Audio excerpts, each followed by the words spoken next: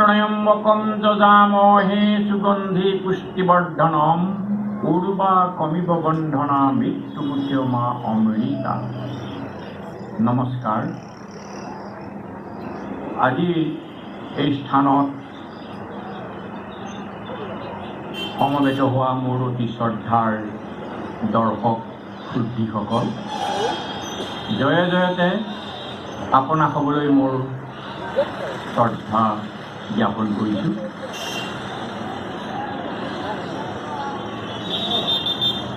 আজি এই সভাৰ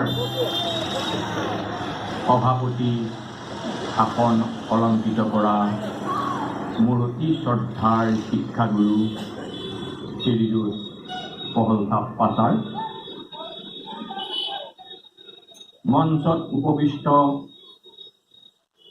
বিশিষ্ট অতিথিৰ আসনত কৈতল উচ্চ মাধ্যমিক বিদ্যালয়ৰ অৱসৰপ্ৰাপ্ত প্ৰধান শিক্ষয়িত্ৰী শ্ৰীযুতা ৰীণা ভট্টাচাৰ্য মহোদয়া, কামিনী মহন্ত বৰণী ন্যাসৰ সন্মানীয় বিষয়ববীয়াসকল আৰু আজি বঁটা গ্ৰহণ কৰা পশ্চিম কলিয়াবৰ আঞ্চলিক মহিলা উন্নয়ন সমিতিৰ সভানেত্ৰী, সম্পাদিকা প্ৰমুখ্যে সদস্যসকল, সকলোলৈকে মই গভীৰ ভক্তিসহ শ্ৰদ্ধা নিবেদন কৰিলোঁ।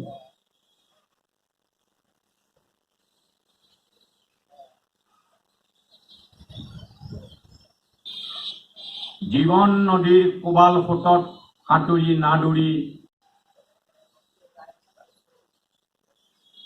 ব্ৰজ কঠিন প্ৰত্যাহ্বান নেওচি ৰামধেনুৰ সপ্ত ৰঙৰে ছবি আঁকিব খোজা অব্যৰ্থ অক্লান্ত যুঁজাৰু কামিনী দাদা, আজি প্ৰয়াত কামিনী মহন্তৰ মৃত্যু তিথিত মই হৃদয়ৰ পৰা গভীৰ শ্ৰদ্ধাঞ্জলি আগবঢ়ালোঁ। এই মুহূৰ্তত মই কামিনী দাদাৰ বিদেহ আত্মাৰ চিৰশান্তিৰ বাবে প্ৰাৰ্থনা জনালোঁ।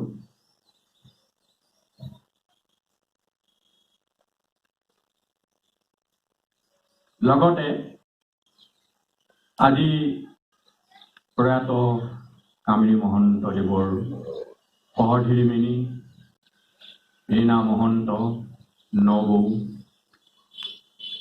ভাতৃ কুমুদ মহন্তদেৱ আৰু পুত্ৰ শ্ৰীমান নৱপ্ৰতিম মহন্ত সহিতে কামিনী দাদাৰ পৰিয়ালবৰ্গৰ সকলোলৈকে মই মান অনুসাৰে মৰম আৰু শ্ৰদ্ধা জ্ঞাপন কৰিলোঁ। 2014 চনৰ আজিৰ তাৰিখতে কৃষ্ণা ত্ৰয়োদশী তিথিত শ্ৰী শ্ৰী বালিসত্ৰৰ সত্ৰাধিকাৰ কামিনী মহন্ত প্ৰভুৱে জীৱন নাটৰ শেষ কল্যাণ ৰাগিনী খৰমান গাই গাই গাই জীৱন সমাপ্ত কৰি চিৰদিনৰ বাবে আমাৰ মাজৰ পৰা হেৰাই গ'ল, আঁতৰি গ'ল। আজি এই স্মৃতিচাৰণ সভাত আমাক নিৰ্দিষ্ট বক্তা হিচাপে আমন্ত্ৰণ জনোৱাত আমি আপোনালোকৰ সন্মুখত থিয় হৈছোহি। প্ৰকৃতাৰ্থত মই ভাষণ দিয়া মানুহ নহয়, ভাষণ দিয়াৰ মোৰ দক্ষতা নাই। জীৱনটো কেৱল অংককে কৰিলোঁ, অংক কৰি কৰি চাকৰিৰ পৰা অৱসৰ ল'লোঁ। কেৱল যোগ বিয়োগ পূৰণ হৰণ, debit credit, bank balance, closing balance, opening balance এইবিলাক মানে লিখোঁতে মই মানে সভাত ভাষণ দিয়াৰ যিখিনি অভ্যাস কৰিব লাগে মই কৰিবলৈ সময় নাপালোঁ, অনুশীলন কৰিবলৈ মই সময় নাপালোঁ। গতিকে মই হাত জোৰ কৰি সকলোকে কৈছোঁ, অজানিতে যদি কিবা অপৰাধ হয় তাৰ বিষয়ে মোক নিশ্চয় ক্ষমা কৰিব। 1944 চনৰ জন্ম হৈছিল এজন শিল্পী, আৰু তেখেতৰ পিতৃ আছিল স্বৰ্গীয় যজ্ঞেশ্বৰ মহন্ত আৰু মাতৃ আছিল প্ৰয়াত চাৰু মহন্ত। মই কামিনী দাদাক লগ পাইছোঁ 1972 চনত, তাকো শ্যামকানু সত্ৰত। কামিনী দাদাক মই তাতকৈ আগত, মই 72 চনৰ আগত মই চিনি নাপাওঁ। কামিনী দাদা লগ পোৱাৰ কেনেকৈ আমি লগ পাইছিলোঁ, কেনেকৈ কথা পাইছিলোঁ, প্ৰথম কেনেকৈ পৰিচয় হৈছিলোঁ তাৰো এটা কথা আনিব লাগিব। যে 1972 চনত শ্বহীদ নৰেন্দ্ৰনাথ মহন্তদেৱৰ আদ্য শ্ৰাদ্ধ উপলক্ষে কলিয়াবৰ ৰাইজে বৰ আড়ম্বৰপূৰ্ণভাৱে এই আদ্য শ্ৰাদ্ধ ভাগ শ্যামকানু সত্ৰত পালন কৰিছিল। অসমৰ বিভিন্ন ঠাইৰ পৰা বহু লোক আহি লোকাৰণ্য কৰি তুলিছিল শ্যামকানু সত্ৰ। আৰু সেই আদ্য শ্ৰাদ্ধত মই এজন হাফ পেণ্ট পিন্ধি পেলাই কৰ্মী হিচাপে আছিলোঁ। সেইটো মোৰ সন্মুখত বহি থকা কাৰ্তিক বৰাই নিচেই জানে। মই কেৱল এটা নীলা ৰঙৰ হাফ পেণ্ট পিন্ধি এই আদ্য শ্ৰাদ্ধত ঘূৰি ফুৰিছিল। আৰু এজন ঘূৰি ফুৰিছিল অতি সুন্দৰ যুৱক, যিজনৰ গাল মোৰ ৰঙা পৰি আছে, ইফালৰ পৰা সিফাল, সিফালৰ পৰা ইফাল ঘূৰি ফুৰিছে। কোনোবা সময়ত মাহ প্ৰসাদৰ পাচিটো লৈ আহি বিলাই ফুৰিছে। কিন্তু এই মানুহজন কোন মোৰ জানিবলৈ বৰ আগ্ৰহ হ'ল। কাৰ্তিক দাক সুধিলোঁ, কাৰ্তিক দাই ক'লে মই দেখুৱাই দিম ৰ'বা এই মানুহজনক। মানে মই কামিনী দাদাকৰ কথা ক'ব গৈছোঁ। নাই, মানুহ ইমান বেছি ঠেলা হেঁচা, কোনেও কাকো বিচাৰি উলিয়াব পৰা নাই। ঘোষণা কক্ষত ঘোষণা দিলোঁ, জগদান মহন্তই কামিনী মহন্তক লগ পাব বিচাৰিছে।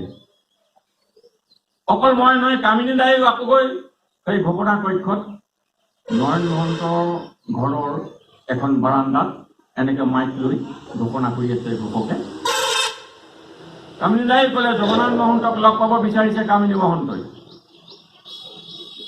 ময়ো ভিজাই ফুৰিছোঁ। শেষত যেনিবা লগালগি হ'ল। ঠিক আবেলি 3-4মান বজাত হাত ধৰোঁ। প্ৰথমে ক'লে নমস্কাৰ। মই ক'লোঁ নমস্কাৰ, আপোনাৰ ঘৰ ক'ত? মই ক'লোঁ সৰুভগীয়াৰ চিপহা সত্ৰ। মই সুধিলোঁ আপোনাৰ ঘৰ ক'ত? মোৰ বালিখৰত কুৰিটোলত থাকোঁ। কিমান আপোনাৰ আপুনি? নিশালে ভাওনা ৰাম বিজয়। এই ভাওনা ভাগ কলিয়াবৰৰ পৰা, কলিয়াবৰৰ যিসকল বিশিষ্ট শিল্পী ভাওনা প্ৰিয় সেইসকলক গোটাই ভাওনা কৰিব ৰাম বিজয় ভাগ লাঙি গাঁৱৰ ৰাইজৰ নামঘৰত। আৰু মোৰ মনত আছে সেইদিনা সূত্ৰধাৰী আছিল আমাৰ কাৰ্তিক বৰাৰ দাদাও কিনাৰাম বৰা, আৰু দখৰত আছিল শান্তিপুৰৰ হেম ভূঞা। এইখিনি মনত ৰখা। বাকী বিশ্বামিত্ৰ কোন, অন্যান্য গায়ন বায়ন কোন, এইবিলাক চিনি নাপাওঁ। গোটেই কলিয়াবৰৰ পৰা আহি গোট খাইছেতো। মোৰ দায়িত্ব ভাৱৰীয়া, আৰু লগত থাকিব কামিনী মহন্ত। আমি দুয়োজনে মিলি বোলে অকণমান মানুহক খোৰাক দিব লাগে, কিন্তু দুয়োজনৰ চিনাকি নাই। আমি যেতিয়া 3-4টা বজাত আবেলি চিনাকি হ'লোঁ, হৈ দিন ৰুবলৈ আমি সোমালোঁ। দিন ৰুবলৈ সোমাই কাৰ্তিক দাই লৈ গ'লে আগবঢ়াই চকীত বহুৱালে। মানুহৰ ইমান ভিৰ, পিয়াহ লাগিছে, চাহ পানী অকণ খাবলৈ মানে সুবিধা পোৱা নাই। তথাপি কামিনী দাই চকীত বহি পেলাই আইনাখন লৈ নিজে মেকআপ কৰিবলৈ আৰম্ভ কৰিলে। কামিনী দাৰ কথা কৈছোঁ দেই, আজি অন্য কথা নকওঁ, খালি কামিনী দাৰহে কথা কওঁ। কামিনী দাক মই কিছুমান কথা মন কৰোঁ। যেতিয়া মেকআপ ৰুমত সোমাই গ্লাছৰ সন্মুখত বহিছে, আইনাখন চাই খালি নিজে ৰং কৰিব আঙুলিৰে, বাৰী এইবিলাক লেখনি নালাগে। এনেকে লৈ এনেকে মাৰিলে বাৰু, আকৌ এনেকে লৈ এনেকে মাৰিলে। মই নিজে দেখা দেই, এইখিনি মই মানে ক'বলৈ ভাল লাগিছে। মই যিহেতু লগ পাইছোঁ, তেখেতৰ লগত ভাও কৰিছোঁ 1972 চনত। মেকআপ কৰি ওলোৱাৰ পিছত ক'লে, কি খোজত ওলাম? বাহিনী যি বজাই ওলাই যাম আৰু, কি কথাটো আছে? তই তোৰ ভাগে তই হৈ গ'ল। তাৰমানে আগতে আপোনা আপুনি, তই যি খোজত ওলাবি, মই যি খোজত ওলাম আৰু নিজৰ ইচ্ছামতে ওলাই গৈ থাকিম। খোলৰ বাজনাত মিলাই খোল বজাইছে, খিটি তাও খিটি তাক ধিনা ধেই ৰেনি দাও টানি দাও খিটি তাও খিটি তাক ধিনা ধেই ৰেনি দাও টানি দাও খিটি তাও খিটি তাক ধিনা ধেই ৰেনি দাও টানি দাও এইটো খোজ মাৰিছে বায়েনে। মই বোলো দাদা আপুনি আগত যাওক। হ'ব দা, মই আগত আহিছোঁ। ইতিমধ্যে অন্যান্য জাতৰ ৰজাসকল ওলাই গ'ল। আমি ওলাই গৈ নাচ মাৰি মাছ পাইছোঁগৈ। নিজৰ মই যেনে তেনে নাচটো মিলাইছোঁ, কিন্তু কামিনী দাদাই নাচ মিলোৱা নাই।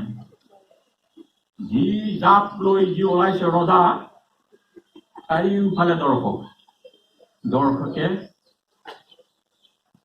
মিচিকাই হোৱা নাই, একদম এনেকে হাঁহিবলৈ আৰম্ভ কৰিলে। ওলাই আমাক এই একাষৰীয়াকৈ বহুৱালে, দুটে বহিলোঁ। কামিনী দাক ক'লোঁ, মোক ভাওনাতে ডিৰেকশ্যন দিয়ে। কামিনী দাক ক'লোঁ, দাদা মই পচন আগতে মাতিবি, তই এটা কাম কৰিবি,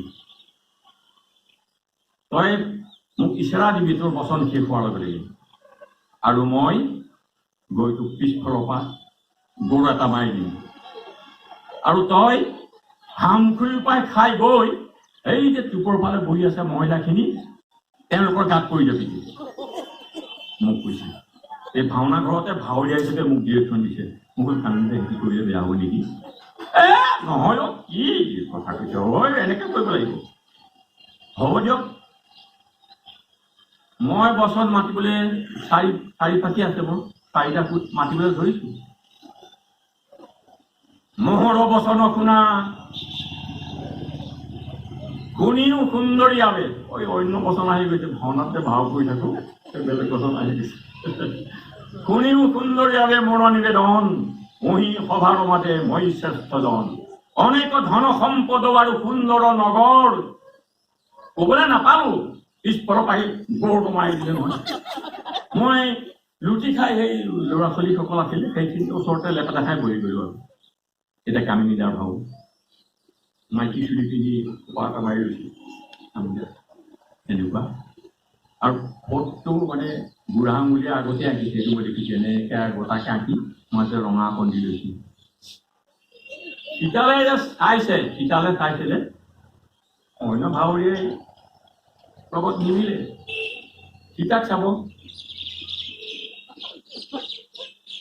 মই এতিয়া পজ দিব পৰা নাই, এইটো সময়ত চাব, আকৌ দৰ্শকলৈ চাব। কামিনী দাৰ আকৌ হেৰিটো আছিলে, কণ্ঠটো ভাল আছিলে, ওজা গাইছিল যে, সেইখিনি ধুনীয়াকৈ গাব পাৰে।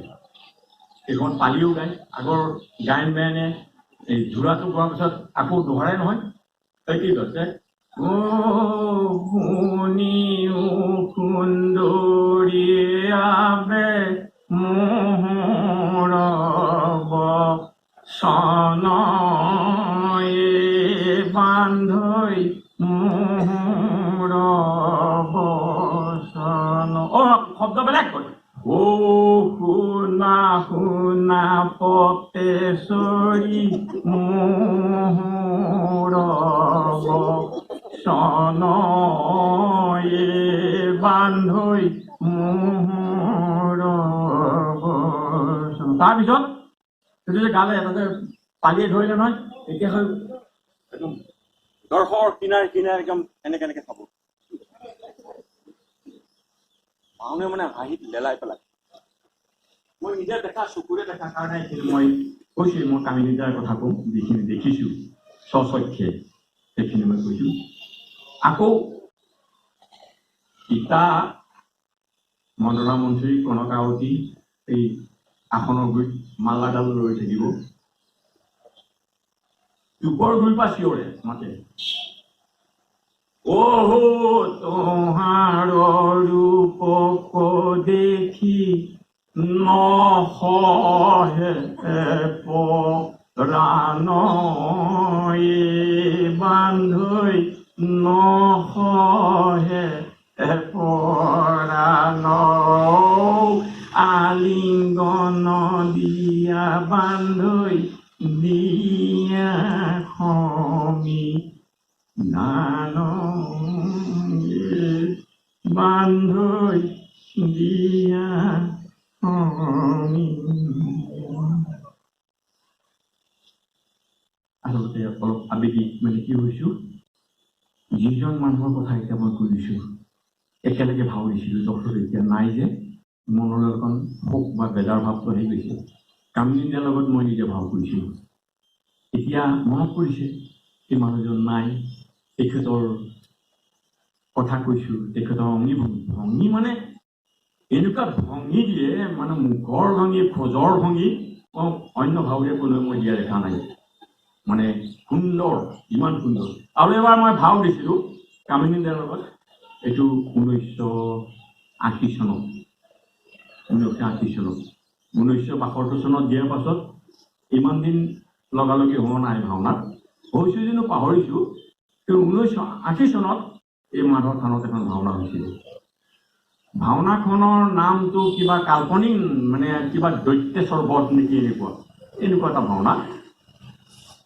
তেতিয়া তেতিয়া আমাৰ নবৌ, কামিনীদাৰ নবৌ বৰণি বাৰণি লৈ ধুনীয়াকৈ মানে সমাজত ভাওনাৰ দৰ্শক হৈ বহি আছে। কামিনীদাই 1977 চনৰ 27 ফেব্ৰুৱাৰীত বিয়া পাতিছিল। আগৰখন ডেকা, তাৰপিছত বিবাহ হোৱাৰ পিছত এইটো ভাও কৰিছিল।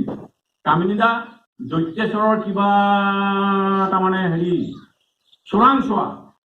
চোৰাংচোৱা মানে যিটো ৰূপ আচলতে সেনাপতি, দৈত্যেশ্বৰৰ যিটো পোচাক পিন্ধি নিজে বনাই হ'ল, সেইটো মানে সেনাপতি যেন নালাগে মানে, আৰু চোৰাংচোৱা। আৰু মই হৈছিলোঁ বৃদ্ধ ব্ৰাহ্মণ। বৃদ্ধ মানে প্ৰথম মই মানে পকা দাঢ়ি লগাই মানে এনেকৈ ৰৈ আছোঁ, বৃদ্ধ ব্ৰাহ্মণ। অখৰালৈ আহোঁ, অখৰাত যি বচন মাতে, অখৰাত আকৌ পিছদিনা আকৌ বেলেগে মাতে। মানে বচনৰ কোনো মানে কামিনীদাৰ মুখত দিয়াহে একদম ধুনীয়াকৈ সজাই পৰাই মাতি লৈ যায়। কামিনীদাৰ মানে বৃদ্ধ সেই গৰাকী, বৃদ্ধজনৰ এগৰাকী দীপ ধুনীয়া গাভৰু আছিল। দৈত্যেশ্বৰক লাগে মেৰেজ কৰিবলৈ। কামিনীদাই মানে সেই মানে দৈত্যেশ্বৰক পঠাই দিলে, মানে গৈ পেলাই তুমি সেই বৃদ্ধৰ কইনাজনীক চাই আহা আৰু ফুচুলাই মোৰ বুলি লৈ আহিবা। কামিনীৰ দায়িত্ব সেই। কামিনীদা তেতিয়া সজত ওলাই আহি আছে, আৰু মই ইফালে চুপৰ গৈ তুলি আছোঁ। এই সুন্দৰী কইনাজনী হৈছে আমাৰ সোমনাথ ভূঞা। ধুনীয়া মেকআপ কৰি সুন্দৰী হৈ আছে মোৰ পিছফালে। ভাওনা বিষয় তেনেকুৱাই আৰু ৰৈ আছে। যেতিয়া কামিনীদা আহি মোৰ ওচৰলৈ পালেহি, বচন কৈছে যে তোমার রূপবতী কন্যা পুঁজি দৈত্যেশ্বরক বিয়া দিতে লাগব। কিন্তু মই বচন হেলেং মেলেংকে বহুত কেইটা মাতিলে, মই মানে ৰৈ আছো নেকি, বচন মই এখন কৰিছো। ওই বৃদ্ধ ব্ৰাহ্মণ মৰিবলৈ বেছি দিন নাই। এয়া জেলাৰ বচন, এই মাতৃভাষাও কৈ দিয়ে মাজত।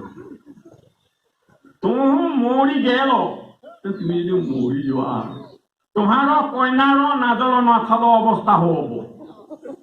এই বচন কৰি নগাৰিকা আপুনি জানিব কামিনীদাৰ কথা।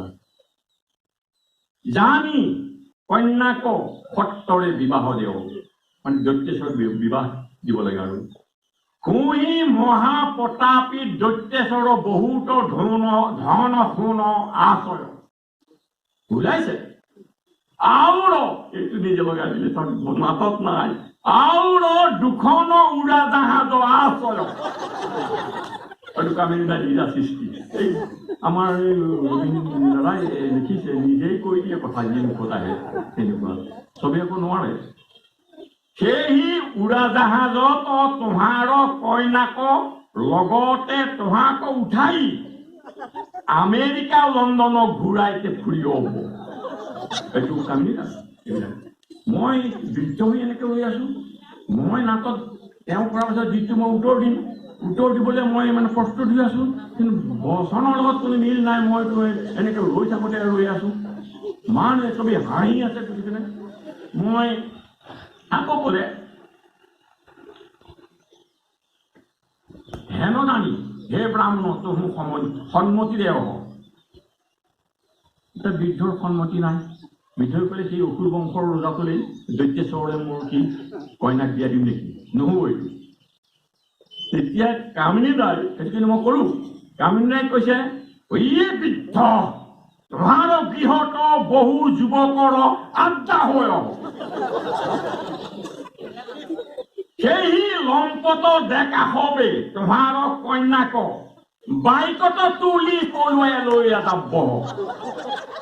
জানি তোহো বিলম্বন কৰি দৈত্যেশ্বৰক তোহাৰ কন্যাক বিবাহ দেও। এই বুলি গোটেই নামঘৰ ঘূৰিলে বুজিছে। এই আমাৰ যিটো বানৰ গোসাঁই থানৰ যিখন মজিয়া নামঘৰ, ইফালৰ পৰা সিফাল, সিফালৰ পৰা ইফাল, এই দৰ্শে খালি কম নোৱাৰি গৈছে হাঁহি। মানে যিমান কৰি আছে দৰ্শকে হাঁহি আছে। আমাৰ সূত্ৰধাৰী যোগেন গোস্বামী আছিল। এই কথা মানে ৰবীন দাই খুব বঢ়িয়াকৈ দিছে কিতাপখন। বোলে কামিনী মহন্তই যদি ভাওনাৰ পিছৰ কি আছে বাদ দিয়ক, যদি তাত ৰহস্য কৰি থাকে দৰ্শকে আমনি নাপায়। কৰি থাকক যিমান সময় কৰি, হাঁহি থাকোঁ, এনেকুৱা কথা। মই কি আৰু যে ঘূৰি আছো, মই বেঙেমুটা গৰুৰ দৰে এনেকৈ থিয় হৈ আছো। এইয়া থিয় হৈ ৰ'লো। তাৰপিছত চবকে হাঁহিৰে হঁহুৱাই তেওঁ নিজে ওলাই গুচি গ'ল। মইতো এনেকৈ গৈ থাকোঁতে থাকিলোঁ। তাৰপিছত ওপৰৰ ফালে মই আস্তাকে ওলাই গুচি গৈছিলোঁ।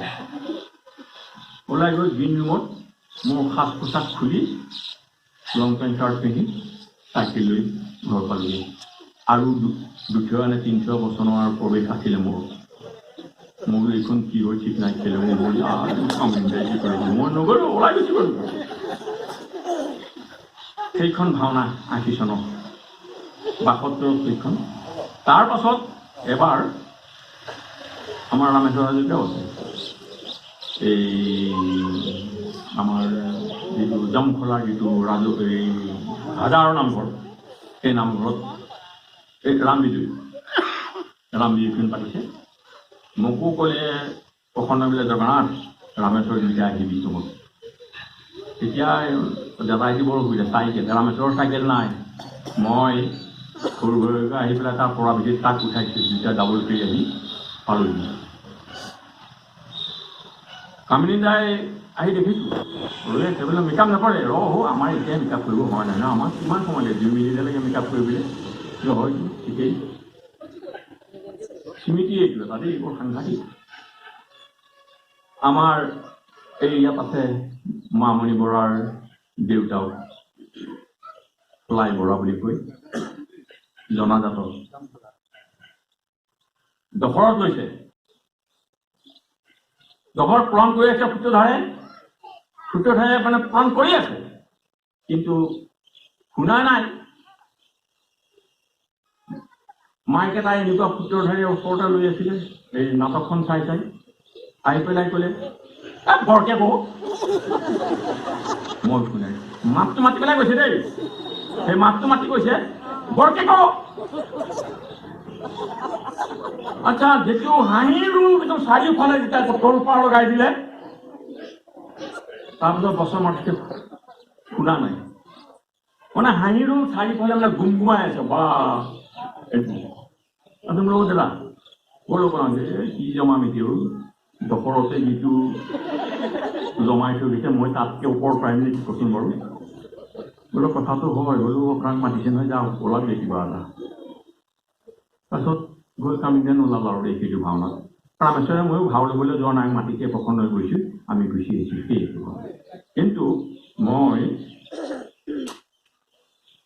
কামিনী দাৰ সূত্ৰ নখা ভাওটো বৰ ভাল পাওঁ বৰ সুন্দৰ ভাও কৰে দেই সূত্ৰ নখা মানে মুখা চুকা নিপিন্ধে প্ৰসন্নই মুখতে ইমান ধুনীয়াকৈ সূত্ৰ নখাৰ মেকআপ কৰি দিয়ে মানে আচৰিত এটা সাংঘাতিক ৰূপ এটা হৈ যায় কামিনী আৰু এই ভাওটো বাংগালোৰত কৰিছে কামিনী দাই খুব নাম কৰিছে এই সূত্ৰ নখা ভাওটো আৰু হেৰি কৰে এই পালাটো এদিন ওলোৱা দেখিছোঁ সেইটো 1968 চন মই চিনি নাপাওঁ আমাৰ মাধৱ না শংকৰত এই এম ভি স্কুলত এখন পালা হৈছিলে গাইছিলে হেৰি পাকবন্ধা গাঁৱৰ ৰাইজে পালাখন এই অতুল বৰা চতিয়ালৰ আৰু কামিনী দাই দুইজন গৈছিলে টাইটেল নাই তেতিয়া তাত কামিনী দাই একেলগে পাৰিজাত ৰখীয়া হৈ পেলাই মানে এইটো এটা খুচৰি বৰ সাংঘাতিক অভিনয় কৰিছিল এইখিনিতে নিৰ্দেশক চমু কৰোঁ আৰু পিছত ক'বলগীয়া বহুত আছে আৰু দাদা আৰু এইটো কথা মই পাহৰিছোঁ আহে এই চাওঁ নহয় ঐ জগন্নাথ ঐ কিয় আহিলোঁ আহিছিলোঁ আপোনাৰ ভালনে ভালেই ইয়াতে বহিবিনে আগফালে এইটো ঘৰ নহয় দেই তেতিয়া আগৰ পুৰণা ঘৰৰ কথা কৈছোঁ আৰু ব'ল পিছফালে তেতিয়া আৰ্মি বেঞ্চ এখন পিছফালে পাৰি থয় ব'ল বহগে আহিলোঁ বহিলোঁ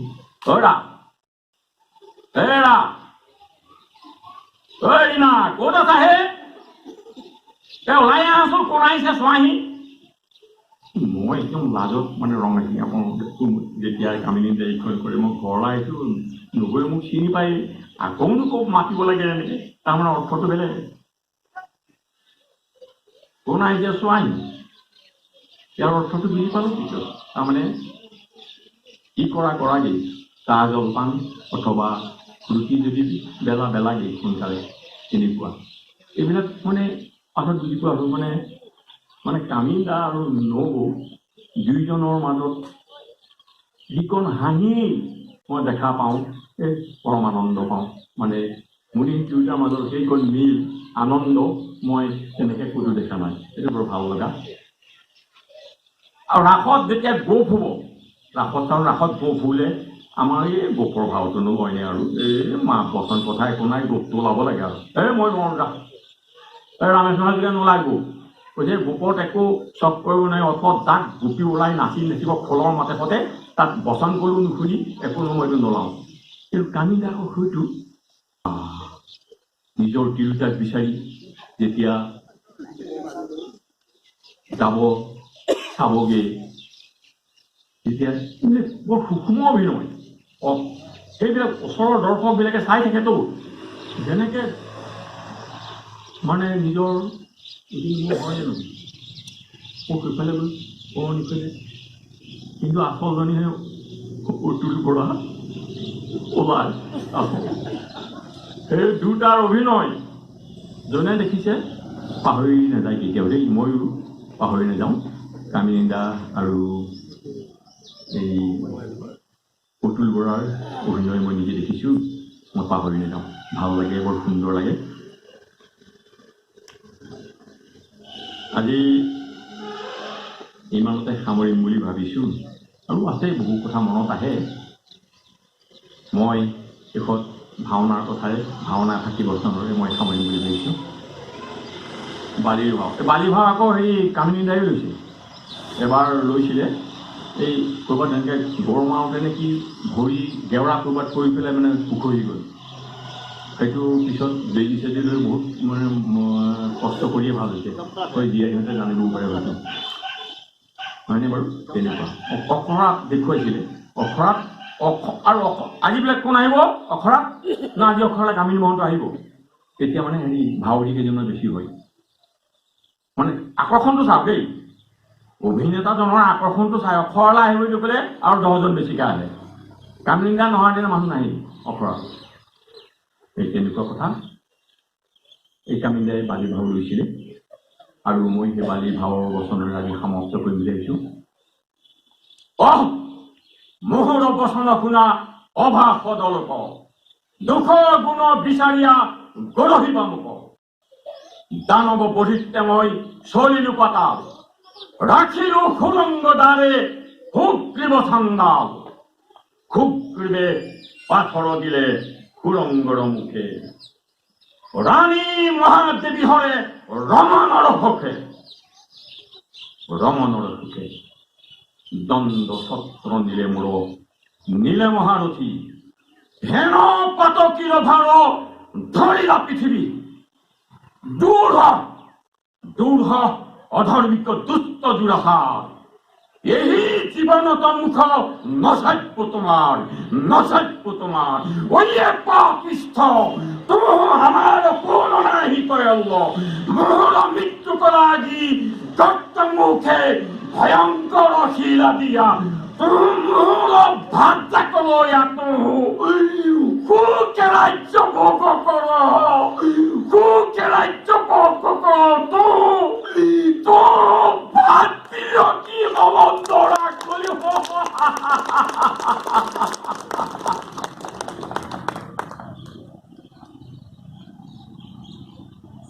নমস্কাৰ। হৃদি নিৰুৎপল দল চতুৰ্ভুজ, শংখ চক্ৰ গদা পদ্ম হস্ত গুৰুন্দাসন, সমাৰোহং কেশৱায় নমো নমঃ। অপৰাধ ক্ষমা কৰিব। নমস্কাৰ।